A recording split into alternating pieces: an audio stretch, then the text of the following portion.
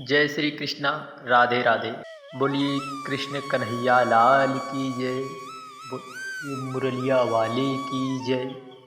आज हम गौवत्स बक्ष बारस व्रत कथा का श्रवण मन मस्तिष्क हृदय में भगवान श्री कृष्ण का ध्यान लगाकर अवश्य सुनेंगे। यह कथा हमें संतान सुख देने वाली, संतान की लंबी उम्र की कामना इस पूजन, इस व्रत और कथा के माध्यम से सभी भगवान श्री कृष्ण से अपने पुत्र और संतान प्राप्ति के लिए कर सकते हैं। निश्चित ही निश्चित गौ माता की कृपा से जरूर हमारे जीवन में संतान की सुख की प्राप्ति होगी। इस कथा के माध्यम से गौ माता के पूजन की यह कथा है। यह कथा क्यों बनाई जाती है? धार्मिक मान्यताओं, पौराणिक कथाओं के अनुसार बताया जाता है कि इसी दिन माता यशोदा ने भगवान श्री कृष्ण को सजा धजा कर, अच्छे वस्त्र पहनाकर पहले ही दिन गौओं को चराने के लिए भेजा था। इसीलिए यह कथा बहुत ही प्रचलित है और इसी दिन गौ को चराने, उनके पूजन का बड़ा ही अत्यंत सुख देने वाला विधान है। तो आइए हम आज बक्ष बारस की कथा को श्रवण करते हैं, जिसके सुनने से व्यक्ति के संतान की दीर्घायु जरूर होगी और संतान सुख जरूर मिलेगा। संतान प्राप्ति के भी संयोग बनते हैं। पौराणिक कथाओं के अनुसार बक्ष बारस का व्रत भाद्रपद महीने के कृष्ण पक्ष की द्वादशी को रखा जाता है। इस दिन महिलाएं अपनी संतान की लंबी आयु और खुशहाल जीवन के लिए व्रत रखती हैं। इसे गोवत्स द्वादशी के नाम से भी जाना जाता है। यह व्रत उन महिलाओं के लिए खास है जो संतान प्राप्ति की इच्छा रखती हैं। गोवत्स द्वादशी या बक्ष बारस के दिन गाय और बछड़े की पूजा की जाती है। साथ ही बक्ष बारस की कथा सुनी जाती है। इस कथा को सुनने से संतान की लंबी आयु होती है। एक समय की बात है, आज हम इसमें दो कथाओं का वर्णन करेंगे। एक साहूकार था जिसके 7 बेटे थे। एक बार साहूकार के गांव में अत्यंत अकाल पड़ जाने के कारण, वर्षा न होने के कारण सारी प्रजा त्राहिमाम कर रही थी। तब उस साहूकार ने, उस धनवान व्यक्ति ने एक तालाब बनवाया, लेकिन 12 वर्ष तक वह तालाब नहीं भर सका। इससे परेशान होकर उस साहूकार ने कुछ विद्वानों और पंडितों के पास गए और उसने पूछा कि इतने दिन हो गए लेकिन मेरा तालाब क्यों नहीं भरता। तब पंडितों ने कहा, तुम्हें तुम्हारे बड़े बेटे या बड़े पोते की बलि देनी होगी, तब यह तालाब भर जाएगा। साहूकार ने पंडित की बात मानकर उसने अपनी प्रजा के कल्याण के लिए सोचा कि क्यों ना ही हम अपने पोती की बलि देकर सारी प्रजा का कल्याण करें, सारे नगर का कल्याण करें। साहूकार ने पंडित की बात मानकर अपनी बहू को पीहर भेज दिया। साहूकार की बड़ी बहू हमेशा बक्ष बारस का व्रत करती थी। इसी बक्ष बारस की कथा का हम वर्णन करने वाले हैं। बड़ी बहू के पीहर जाने के बाद साहूकार ने अपने पोते की बलि चढ़ा दी। तब घनघोर मेघ बरसने लगे और तालाब भर गया। जब साहूकार अपने तालाब में पूजा करने जाने लगा तो अन्य लोग भी उसके साथ उसी तालाब में पूजा करने जाने लगे। जाते समय साहूकार ने अपनी दासी से कहा कि गेउला धनुला चने मोट बना लेना। साहूकार की गाय के बच्चे का नाम भी गेउला धनुला था।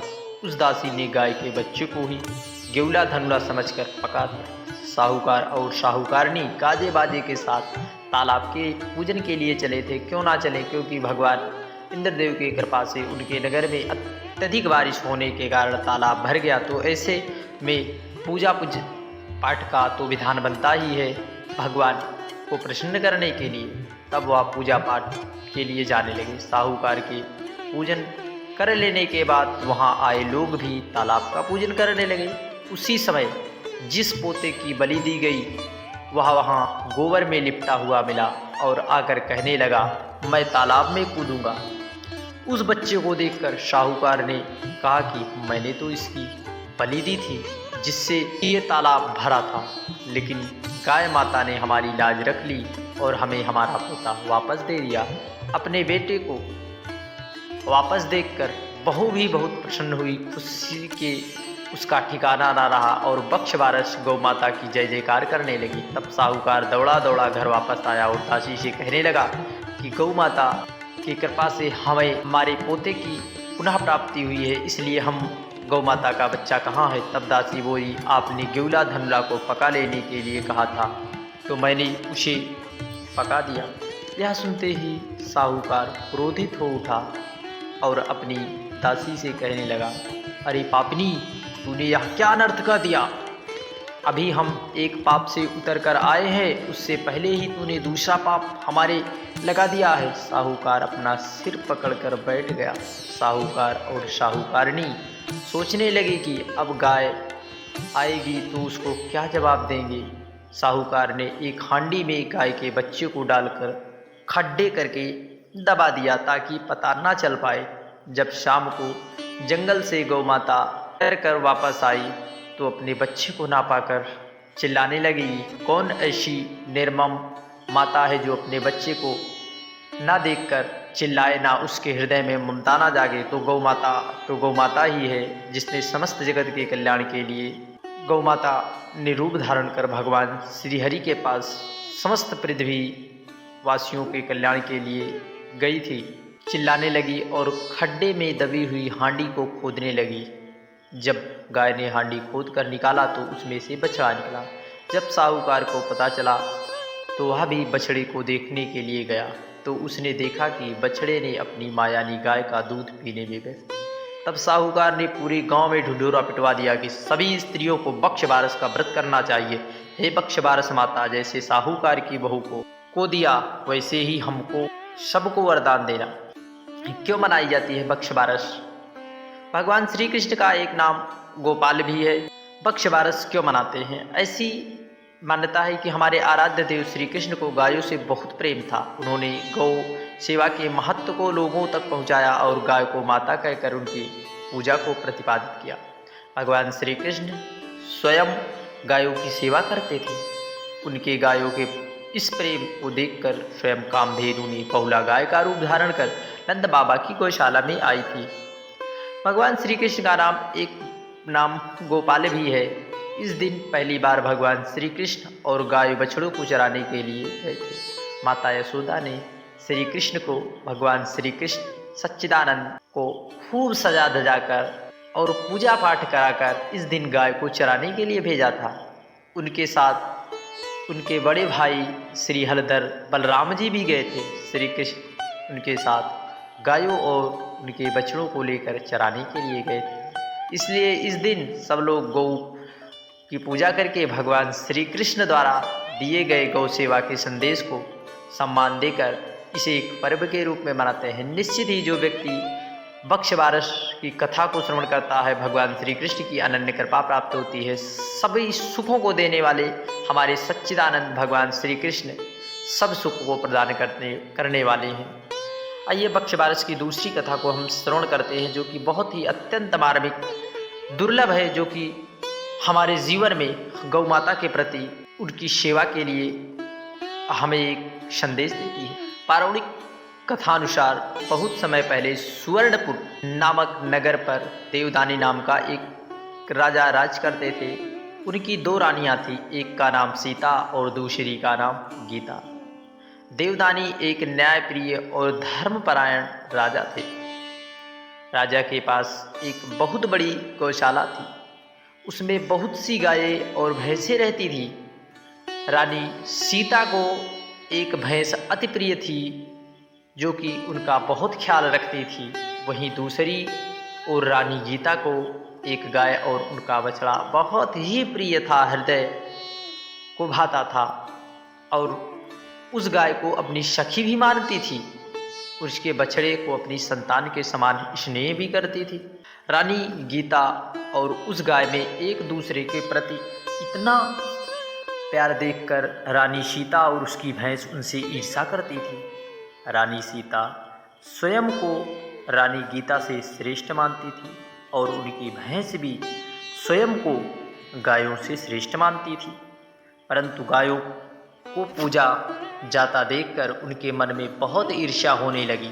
ईर्ष्यावश एक दिन उस गाय ने रानी सीता, ईर्ष्यावश एक दिन उस भैंस ने रानी सीता को रानी गीता और उसकी गाय के विषय में भड़काना शुरू कर दिया। भैंस ने कहा, इस गाय और बछड़े को सब बहुत प्यार देते हैं। राजा देवदानी भी इस गाय और बछड़े से अधिक रुचि लेते हैं। इस तरह से तो एक दिन तुम और मैं अकेले ही रह जाओगे। सभी उस गाय और बछड़े रानी गीता को ही सम्मान देंगे। उनकी बातें सुनकर रानी सीता को क्रोध आ गया और असुरक्षा की भावना से ग्रस्त होकर उसने मौका पाते ही उस गाय के बछड़े को काटकर गेहूं के ढेर के नीचे दबा दिया। ऐसा निर्मम काम भैंस के भड़कावे में आकर, क्योंकि उसका नाम ही है भैंस, भैंस का काम ही है भड़काना, अर्थात उसने भड़काकर गेहूं के नीचे काटकर उसे डाल दिया गेहूं के ढेर में। अपने बछड़े को ना पाकर गाय दुखी होकर आंसू बहाने लगी। उसको दुखी देखकर रानी गीता भी व्यथित हो गई। उनका मन अशांत रहने लगा कि क्या कारण है, गौ का बछड़ा कहाँ चला गया। रानी ने सेवकों को उस गाय के बछड़े को खोजने के लिए कहा, परंतु उसका कोई पता नहीं चला। ऐसे करते करते कुछ दिन बीत गए। एक दिन राजा जब भोजन करने बैठा तो राजा को भोजन में बहुत बुरी दुर्गंध सी आने लगी। उसी समय उसे सभी रक्त और मांस ही मांस दिखाई देते हर तरफ। यह देखकर राजा भोजन से उठ गया और जैसे ही उठकर बाहर की तरफ आया, तभी बाहर रक्त और मांस के टुकड़े की बारिश होने लगी। यह सब देखकर राजा बहुत परेशान हुआ। उसे कुछ भी समझ नहीं आ रहा था, ऐसा क्या हो रहा है, ऐसा क्यों हो रहा है, किस कारण से। तब उसने अपने गुरु के पास गया। उसने, गुरु तो गुरु होते हैं, बहुत ज्ञानी और शुद्ध पुरुष थे उनके गुरु। उन्होंने अपने तपोबल से यह जान लिया था कि रानी सीता ने भैंस के भड़कावे में और असुरक्षा भाव के कारण गाय के बछड़ों को मारकर गेहूं के नीचे दबा दिया। उन्होंने राजा देवदानी को कहा, हे राजन, तुम्हारी रानी ने एक भैंस की बातों में आकर बछड़े की निर्मम हत्या करके गेहूं के ढेर में नीचे दबा दिया। यह सब उसी का परिणाम है। जल्द ही बच्छ बारस आने वाली है। उस दिन तुम अपनी रानी के सहित गाय बछड़ी की पूजा करना और उस भैंस को नगर से निकलवा दो, नहीं तो तुम्हारा कल्याण नहीं है। राजा ने आकर सारी बात अपनी रानी से कही। राजा की बात सुनकर रानी सीता को अपनी भूल का एहसास हुआ और उसने प्रायश्चित करने का निश्चय कर लिया। राजा ने उस भैंस को नगर से बाहर छुड़वा दिया। बक्श बारस के दिन पूरे विधि विधान से राजा और रानी ने गौ माता और बछड़े का पूजन किया। उस दिन उन्होंने कोई भी कटी हुई वस्तु का उपयोग न किया और ना ही गाय के दूध से बनी किसी वस्तु का उपभोग किया। रानी सीता ने पूजन करके अपनी गलती की क्षमा याचना गौ माता से की।